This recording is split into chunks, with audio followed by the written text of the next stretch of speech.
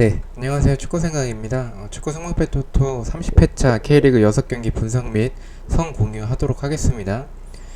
이번 주 K리그에서의 변수는 주중에 FA컵이 있죠. 그리고 유관중 구장에 한 10% 정도가 들어올 텐데, 관중이 있고 없고의 차이는 하위권 홈팀 같은 경우에는 크게 조금 작용을 할 것이라고 봐서 변수가 있을 것이라고 생각을 합니다. FA컵 같은 경우에는 로테이션을 돌리는 팀들도 있을 거고, 아니면 주전 또는 1.5군 정도로 나오는 그런 팀들도 있을 거기에 확인 후에 최종 픽에 반영을 하도록 하겠습니다. 8번째 경기부터 보도록 하겠습니다. 2위 전북 대 3위 포항의 경기고요. 전북은 서울에게 3대0 승리, 포항은 인천과 1대1로 비겼습니다. 투표율 같은 경우에는 전북 쪽에 69.6%로 몰린 부분이 있고요. 전북과 포항은 둘 다 FA컵이 있습니다. 전북은 2승 2무 1패로 오랜만에 승리를 했고요. 포항은 3승 2무로 6경기째 패배가 없습니다. 원정에서 일단 포항은 패배가 없이 5연승을 하고 있습니다. 일단 포항은 홈에서의 아쉬운 모습은 있긴 하지만 원정에서 깡패 같은 모습을 보여주고 있고요. 지난 경기 전반전에 팔라시오스 선수가 선발로 나오면서 또 약간은 세컨톱, 약간은 투톱 형태처럼 조금 자유롭게 경기에 임했었던 모습이 굉장히 좋았고요. 이강혁 선수도 선발로 나왔습니다. 역시 압박과 역습, 그리고 세트피스 중거리가 좋았던 그런 포항의 모습이었고, 팔라시오스가 중앙에 위치를 하고 있지만 측면으로 이동을 하면 측면에 있던 이강혁 선수가 침투하는 모습이 좋았습니다. 이 부분은 심동원 선수가 이제 팔로세비치 선수 자리에 나왔을 때는 일류첸코 선수가 내려와 줌으로써 그 나온 공간을 심동원 선수가 침투를 했었는데, 이번에는 팔라시오스가 측면으로 이동을 하면 측면에 있던 선수가 침투를 하는 그런 모습을 보여주고 있습니다. 결정력이 조금 아쉬웠던 그런 모습이 있었지만, 교체전이었던 남주재 선수도 이제 이 스쿼드가 그렇게 두껍지 않다 보니까 포항의 입장에서는 그런 부분이 조금 아쉽습니다. 교체 카드에 대해서. 후반전에 포항의 모습을 보면 이번 주 중 FA컵도 있기 때문에 후반전에도 지쳐있는 모습이 있었는데, FA컵의 로테이션을 제대로 가동하지 않는다면 일루체코에 대한 대체제가 없어서 지쳐있는 모습을 포항 선수들이 보여줬고, 송민규 선수도 보여줬습니다. 그래서 또 그런 모습이 나오지 않을까, 지쳐있는 모습이 나오지 않을까라고 생각을 합니다. 전북은 답답했던 공격이 확실히 돈을 쓰면서 달라졌습니다. 전북을 상대하는 대다수의 팀들이 라인을 내릴 텐데, 내렸을 때 중거리 한방이나 제공권에 의존해야 하는 그런 상황에서 조규성의 모습, 크로스를 올렸을 때 조규성이 버텨줘야 되는데 굉장히 밀리는 모습이 많았습니다. 그런 부분이 아쉬웠는데, 구스타보의 제공권은 굉장히 훌륭했다라고 생각을 하고요. 전북 상대로 맞불을 놓는 팀이 몇 팀 있겠죠. 상주나 아니면 울산 이런 팀들 같은 부분을 봤었을 때 이렇게 맞불을 놓더라도 전북의 역습 스피드가 빠르지 않아서 그 맞불을 놓는 팀에 대해서 뒷공간을 노릴 수가 없었는데, 바로 그리고 쿠니모토, 한교원 이런 선수들이 옴으로써 인해서 시원한 역습을 보여줄 것이라고 생각을 합니다. 전북이 크로스 공격과 측면 공간, 중앙 공간에 대한 불안함이 있지만, 포항은 체력적으로 로테이션이 제대로 가동되지 않는다면 조금 얇은 스쿼드로 인해서 지쳐 있을 것이라고 생각을 하고요. 후반전에 밀리는 모습을 보여주고 있는 그런 포항이고, 후반전에 반대로 강한 모습을, 집중력을 보여주고 있는 전북과의 대결이어서 저는 전북 사이드로 보고 있습니다. 포항의 수비가 측면에 대한 불안한 점이 아직 있다라고 생각을 하고요. 세트피스에서의 수비, 그리고 수비가 단단하진 않는 그런 불안한 모습이 있다라고 생각을 해서, 또 관중도 있기 때문에 저는 전북 현대 단통 승리 예측하도록 하겠습니다. 전북은 일단 이번 경기 봐야겠지만 당분간은 연승 행진을 이어가지 않을까라고 생각을 합니다. 이번 시즌 2대1로 이겼고요. 상대 전적은 전북이 우세합니다. 9번째 경기입니다. 8위 성남 대 11위 서울의 경기고요. 성남은 강원과 0대0으로 비겼고요. 서울은 전북에게 3대0으로 패배했습니다. 투표율 같은 경우에는 성남 쪽에 36.4%고요. 성남과 서울은 모두 주중에 FA컵이 있고요. 성남은 2경기 연속 유효슈팅 0개를 허용을 했습니다. 그만큼 중원에서의 압박, 상대에게 슈팅 찬스를 많이 내주지 않는다는 모습을 보여주고 있고요. 1승 3무 1패로 최근에 좋은 모습을 보여주고 있고, 서울 같은 경우에는 오스마르 선수의 출전 여부가 굉장히 중요해 보입니다. 아마도 부상자들이 다 복귀하면 오스마르, 윤영선, 황현수의 3백으로 나오지 않을까라고 생각을 하고, 기성용 선수가 중원으로 나올 것이라고 생각을 합니다. 서울은 1승 1무 3패로 3연패를 하고 있고요. 원정에서는 2연패를 하고 있습니다. 이 경기 굉장히 좀 어렵다라고 생각을 하고요. 일단 경기력을 보면 성남은 김현성과 나성호가 좋은 모습을 보여주고 있고 압박이 굉장히 좋습니다. 수비적으로 플레이하면서 중원에서의 강한 압박, 나성호, 김현성을 활용한 측면에서의 플레이, 또 역습과 세트피스가 좋았습니다. 결정력은 조금 아쉬웠고요. 경기는 좀 지루하고 작년 성남처럼 그래도 결과를 조금 만들어내는 모습들이 있었습니다. 일단 김남일 감독이 부임하고 나서 좀 공격적인 축구를 하겠다 이런 말을 했었는데 뭐 이인생 감독이 노바코 축구를 선언했듯이 몇 경기 연패를 하니까 바로 바꿨죠. 그 모습처럼 성남도 조금 수비적으로 바뀌었습니다. 서울 같은 경우에는 박주영이 없을 때의 그 공격진의 제공권이 굉장히 좀 아쉽고 아드리아노 그리고 조영욱의 투톱보다 아쉬웠습니다. 아드리아노는 개인적으로 이걸 안고 가야 되는 선수가 맞나 싶을 정도로 굉장히 좋지 않습니다. 몸이 굉장히 올라오지 않고 있습니다. 고유한 선수가 미들로 나왔지만 중원에서 밀리는 그런 서울의 모습을 보여줬고요. 이번 경기 유상훈 키퍼 대신 양한미 선수가 나왔었는데 좋지 않은 클리어링으로 선제 실점을 했습니다. 유상훈이나 양한미나 지금 둘 다 그렇게 좋은 모습은 아니라고 생각을 합니다. 그나마 서울이 지난 경기 좋았던 모습은 중거리밖에 없었습니다. 크로스 공격 그리고 세트피스 별다른 특이점 없었고요. 성남의 수비는 세트피스에서의 불안한 부분, 제공권에 조금 취약한 부분, 후반에 체력이 조금 전반전부터 강하게 좀 압박을 하다 보니까 후반전에 체력적으로 좀 지치는 모습, 그리고 중앙 공간, 측면 공간에 대한 불안함이 있고요. 서울 같은 경우에는 쿠니모토가 돌파를 하는데 3명의 수비진이 막지 못하는 모습을 보고 놀랐습니다. 김지성을 비롯한 수비진이 굉장히 좋지 않고 공간도 굉장히 많이 내주고 크로스 공격이 약한 모습이 있습니다. 이 경기 최근 모습을 봤을 때는 그래도 성남이 더 나아 보이지만 성남이 정배를 받는다면 개인적으로 성남이 정배를 받으면 조금 수원처럼 좀 불안해서 이변이 나올 수도 있을 것 같다라고 생각이 듭니다. 경기력을 봤을 때에는 최근에 서울의 세트피스도 좋은 편은 아니라고 생각이 들고요. 이 성남이 세트피스에서의 불안한 부분은 노려야 되는데 서울의 세트피스도 좋지는 않습니다. 최근에 수비적으로나 공격적으로나 그래도 나상호라는 크랙이 있는 성남 쪽이 조금 더 우세할 것이라고 생각을 하고 있습니다. 그러나 8번 경기 이 전북과 포항의 경기 그리고 10번 경기 인천과 광주 경기는 둘 다 무승부가 나올 경기는 아니라고 생각을 해서 말씀드렸던 K리그가 3경기가 모이면 같은 날에 3경기가 모였을 시에는 한 경기 정도는 무승부가 나오기 때문에 저는 이 경기 단통 무승부 보도록 하겠습니다.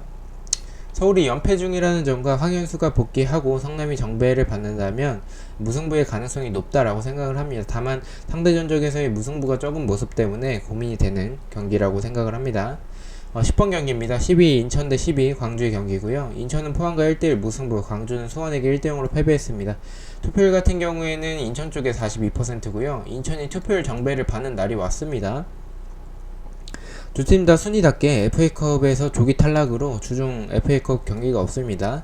인천은 임종용 감독 대행이 인터뷰에서 마하지 그리고 알길라르 선수가 강주와의 경기에서 출전을 복귀를 할 것이라고 언급을 했고요. 마하지는 아마도 문지환이나 김대엽 자리에 들어갈 것으로 보입니다. 3무 2패를 하고 있고요. 3연무를 하고 있습니다. 홈에서는 2연무를 하고 있고요. 어려운 상대, 상주나 전북, 이런, 조금 쉽지 않은 팀들 상대로 비기면서 포항에게도 비겼죠. 그래서 좋은 모습을 보여주고 있고요. 광주는 아슈마토프 선수가 퇴장으로 나오지 못합니다. 1무 4패를 하고 있습니다. 최근 흐름은 인천이 더 좋고요. 인천은 김준번, 지현학, 좋은 모습을 보여주고 있고, 오반석 선수가 교체로 출전을 했습니다. 중거리 세트피스 크로스 역습 준수했지만 무구사가 쉬운 찬스들도 놓치고 굉장히 좀 자신감이 조금은 떨어져 있는 모습이지 않나. 0점도 제대로 잡혀져 있는 것 같지는 않습니다. 무구사는 현재 3골을 넣고 있는데 그중 2골이 페널티킥이고요. 한 골은 헤딩골인데 발로 넣은 득점이 없습니다.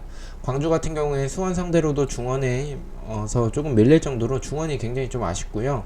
전방에 있는 윌리안, 펠리페, 엄원상 이 선수들이 있긴 하지만 공간만 막는다면 3명의 공격진으로 득점하기에는 공간이 없었을 때는 조금 버거워 보입니다.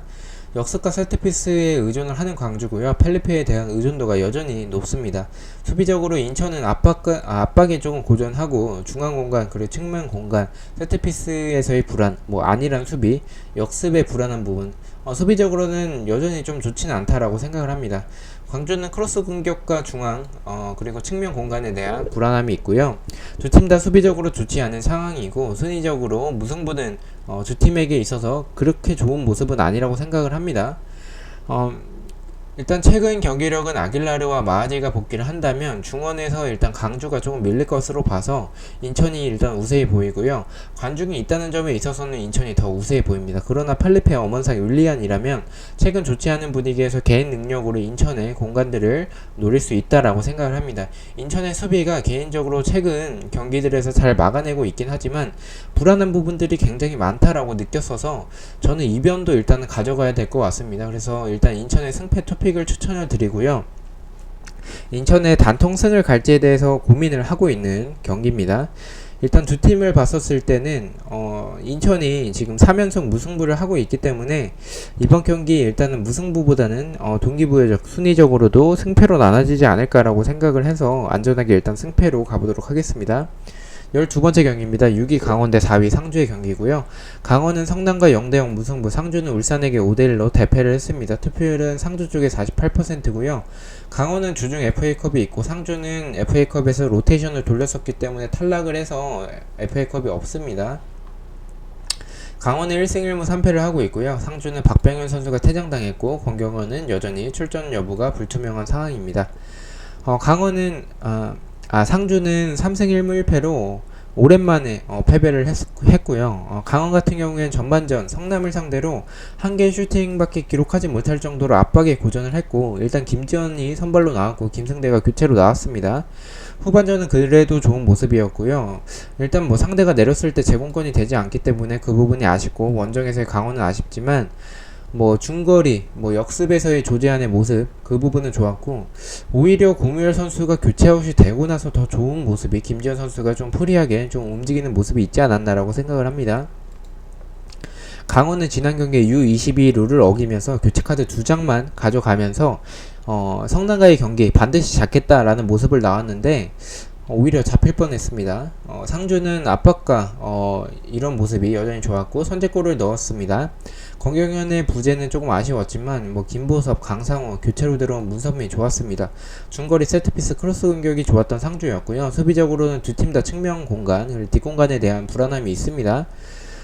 개인적으로 역습의 스피드는 강원이 상주의 압박에 좀 고전할 것으로 보여서 상주 사이드로 보고 있습니다. 그러나 관중이 있다라는 점, 강원을 봤었을 땐 강원이 선제골을 넣게 된다면 경기를 쉽게 가져가는 모습, 그리고 상주에서의 배제우에 대해서 개인적으로 불안한 부분이 많다라고 생각을 해서 저는 이변의 가능성도 높은 경기라고 생각을 해서 저는 이 경기는 좀 승무패로 지어볼까라고 생각을 하고 있습니다. 상대 전적 2승 3패, 두 팀의 스타일 를 봤었을 때는 승패로 나눠질 것처럼 보여서 승패 투픽으로 갈지에 대해서도 고민을 하고 있습니다. 왜냐면 이 경기는 강원이 선제골, 상주도 선제골을 넣는다면 선제골을 넣는 팀이 쉽게 승리를 할 것 같습니다. 왜냐면 선제 실점을 하는 팀이 라인을 올릴 거기 때문에 두 팀 다 역습에서의 그래도 한 방이 있고 수비적으로도 뒷공간에 대한 불안함이 있기 때문에 선제골을 넣는 팀이 이길 수 있다라고 보고 있습니다. 13번째 경기입니다. 9위 수원 대 5위 대구의 경기고요. 수원은 광주에게 1대0 승리, 대구는 부산에게 3대0으로 승리했습니다. 투표율은 대구 쪽이 59.6%고요. 수원은 주중에 FA컵이 있고요. 대구는 없습니다. 수원은 1승 2무 2패를 하고 있고요. 대구는 에드가가 부상이고 김은석 선수가 지난 경기 미끄러지면서 경고 누적으로 좀 운이 없게 조금 퇴장을 당했습니다. 3승 2패로 6경기째 무승부가 없는 대구의 모습을 보여주고 있습니다. 일단 수원이나 서울이나 홈에서 경기할 때 유관적인 게 그닥 도움이 될 것 같지는 않습니다. 물론 하위권 팀들 같은 경우에는 도움이 되겠지만 이 수원과 서울의 팬들 같은 경우에는 그래도 아직 이 팀들이 네임이 다 있고 네임밸류가 있는 팀들이고 그래도 아직 뭐 명문 팀들이기 때문에 이 팀들이 지금 현재 위치한 순위에 대해서 팬들은 굉장히 불만이 많을 것 같습니다. 그래서 팬들에게 응원을 받기보다는 오히려 경기를 보러 온 팬들에게 욕을 먹을 것이라고 생각을 해서 유관중인 게 그닥 도움이 될지에 대해서는 조금 미지수라고 생각을 합니다. 수원은 헨리가 여전히 좋은 모습, 그리고 코리안 샤키리, 박상현 선수가 득점을 했습니다. 크리피치와 한석희가 선발로 나왔고요. 김건희 타가트는 결장을 했습니다. 일단 약간 FA컵에 데뷔를 해서 조금은 로테이션을 돌린 거지 않을까라는 생각이 있습니다. 패스미스가 많았던 부분은 아쉬웠지만 크로스나 중거리 세트피스 좋았습니다. 대구는 대한 선수가 선발로 나오면서 좋은 모습을 보여줬고요. 세징야, 김대원의 역습, 세트피스나 뒷공간을 노리는 모습들이 전체적으로 좋았고, 구성윤 키퍼 여전히 좋고요. 김선민 중원에서 좋은 모습, 정태욱 선수 제공권 굉장히 좋았고요. 크로스 공격도 좋았던 대구였습니다. 신청무가 자책 풀백으로 나왔었는데 별다른 특이점은 없었습니다. 김우석이 징계로 못 나옴으로써 인해서 이런 수비적인 불안함이 있을 것 같긴 합니다. 그래서 대구의 수비가 다시 또 걱정이 되고요. 수비적으로 수원은 공간을 많이 내주고 세트피스 수비에 대한 불안함, 크로스 공격에 대한 불안함이 있고요. 대구도 공간을 여전히 많이 내주고요. 세트피스에 대한 불안함이 있습니다. 지난 회차 부산과 대구의 경기처럼 두 팀 다 수비적으로 공간을 내주고 세트피스에 대한 불안함이 있는 모습을 봤었을 때에는 세트피스 공격과 공간을 노릴 수 있는 모습, 역습에서의 스피드가 더 좋은 팀은 저는 개인적으로 대구라고 생각을 합니다. 두 팀을 봤었을 땐 대구가 그래도 하위권 팀들을 잘 잡아내는 모습이 있습니다. 그래서 저는 수원의 단통패 예측하도록 하겠습니다. 대구가 약간 강팀 만나면 조금 고전을 하는데 좀 하위권 팀들 상대로는 그래도 두드러 패는 그런 모습이 있기 때문에 저는 수원의 패 보도록 하겠습니다. 자, 마지막 경기입니다. 7위 부산 대 1위 울산현대의 경기고요. 부산은 대구에게 3대0 패배, 울산은 상주에게 5대1로 대승을 했습니다. 투표율은 울산 쪽에 79%고요. 부산과 울산은 주중에 FA컵이 있습니다. 부산은 박중관 선수가 퇴장을 당했고요. 2승 2무 1패로 홈에서 전북현대와의 경기 제외하고는 패배가 없습니다. 울산은 4승 1패로 4연승을 하고 있고요. 원정에서 5연승을 하고 있습니다. 부산은 홈을로의 킥력, 이동준, 김승준, 이정엽의 전방, 김문환 선수, 그리고 권혁규 선수 등을 활용한 역습, 그리고 크로스 공격 세트피스가 좋은 팀입니다. 공간이 없을 때 부산의 공격은 조금 답답한 모습이 있고요. 김보영 선수의 결정력은 이제는 조금 안타까울 정도입니다. 박주훈 선수가 선발 라인업에 나오면서 수비를 강화했지만 이른 시간에 선제 실점을 하면서 약간 무용지물이 됐습니다. 수비적으로는 공간을 좀 많이 내주고 크로스 공격에 좀 약한 모습, 박중관 선수가 좌측에서의 이런 공간도 많이 내주고 계속 뚫리는 모습들이 많았습니다.